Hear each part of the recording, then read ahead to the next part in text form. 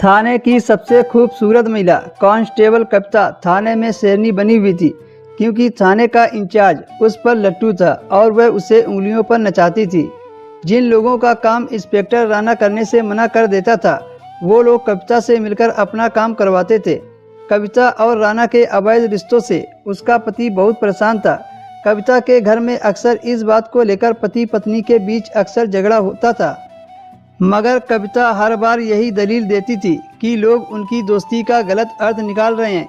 Inspector जटिल case के मामलों में या जहां महिला कांस्टेबल का होना बहुत जरूरी होता है, तभी कविता को अपने दौरे पर जरूर साथ लेकर जाता था।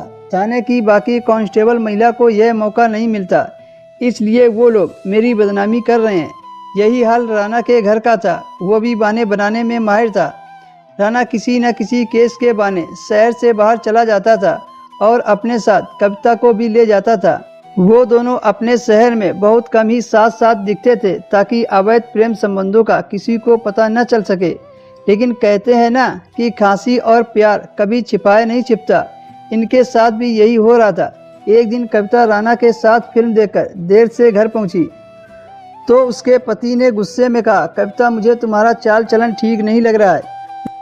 पूरे गांव में तुम्हारे और इंस्पेक्टर राणा के अवैध रिश्तों के चर्चे हो रहे हैं। तुम्हें शर्म आनी चाहिए, एक बच्चे की माँ हो, तुम किसी पराये मर्द के साथ गुलछर्रे उड़ा रही हो।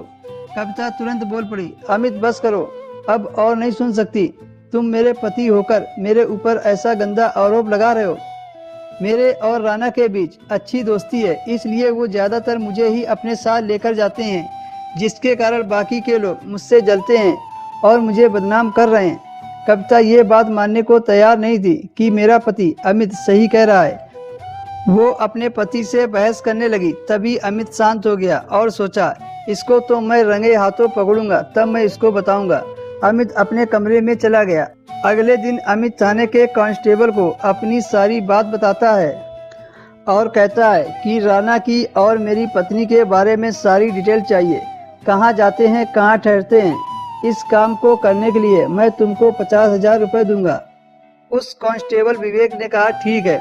एक दिन विवेक ने अमित को बताया कि इंस्पेक्टर राणा और कविता दोनों एक होटल में ठहरे हैं और ये खबर पक्की है। अमित ने उस होटल का पता लिया और डीआईजी के पास पहुंच गया। अमित ने बताया कि इंस्पेक्टर राणा मेरी बीवी के साथ अवैध रिश्ते बनाता है और वो आज इस शहर के सबसे बड़े होटल में ठहरा है। अब अपनी टीम के साथ उस होटल में चलो और उस राणा के बच्चे को रंगे हाथों पकड़ो। डीआईजी ने अपनी पूरी टीम ली और उस होटल पर पहुंच गए। वहां पर जाकर पता किया कि इस होटल में राणा और कविता नाम के व्यक्ति ठहरे हैं। होटल के रिसेप्शन ने बताया, हाँ, वो कमरा नंबर 15 पर ठहरे हैं। सारे पुलिस वाले उस रूम के पास पहुंचकर दरवाजा खुलवाया तो देखा कि सच में इंस्पेक्टर राणा और कांस्टेबल कविता दोनों उस कमरे में थे। वो दोनों पति पत्नी की अवस्था में थे। डीआईजी ने दोनों को पुलिस स्टेशन ले जाकर कड़ी कार्रवाई की, दोनों को जेल भेज दिया। दोस्तों, गलत काम कभी न कभी पकड़ा ही जाता है।